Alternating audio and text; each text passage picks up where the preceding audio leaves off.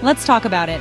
1 minute you're vibing, great conversations, late night texts, maybe even made plans to meet again. And then, nothing, no message, no goodbye, just silence, they ghosted you. And you're left wondering, did I do something wrong? Were they ever even into me? How can someone just disappear like that? Here's the brutal truth. Ghosting says a lot more about them than it ever says about you. But once you understand the real psychology behind why people ghost, you'll stop blaming yourself and start seeing it for what it really is. Let's get this out of the way. Most people don't ghost because you messed up.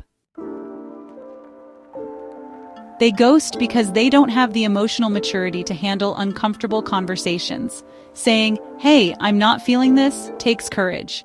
Disappearing? That's easy.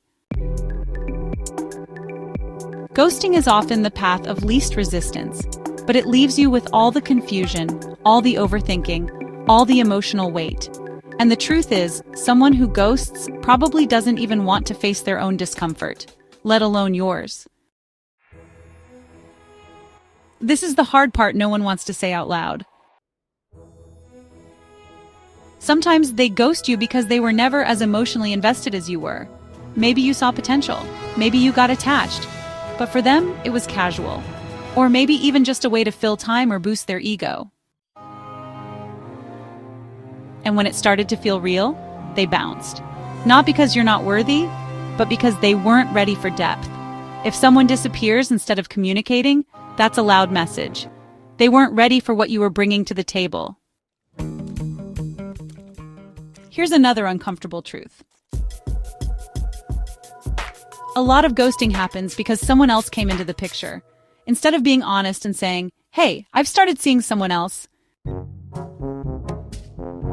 they vanish. Why? Because it keeps things clean on their end. No drama, no accountability. But let's be real, that doesn't make it okay. You deserved clarity. You deserved closure, and they chose convenience over respect. Let's go deeper. If you were emotionally available, expressive, and open, you might have triggered something they didn't know how to handle, especially if they have an avoidant attachment style. For some people, getting close feels threatening. They crave connection, but the moment it starts to feel too real, they panic. And instead of communicating that, they shut down, disappear, pull away, because vulnerability is foreign to them. So they ghost, not because you did something wrong, but because they were overwhelmed by connection itself. Here's the truth most people miss.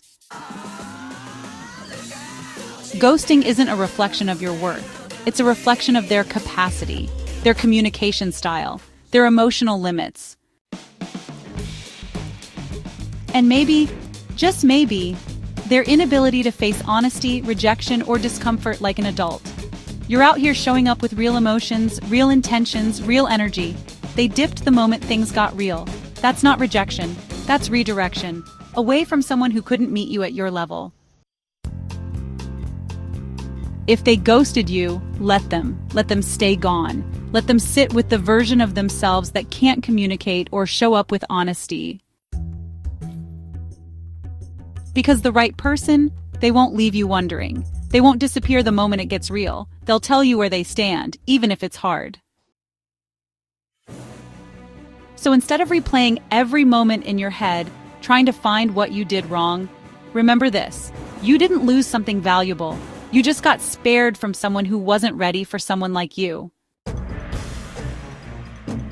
And hey, if you're still healing from ghosting, I dropped something helpful in the description. Something that'll help you rebuild your confidence and stop attracting emotionally unavailable people. Thanks for watching. And if no one's told you today, you are worth someone who chooses you, fully and consistently.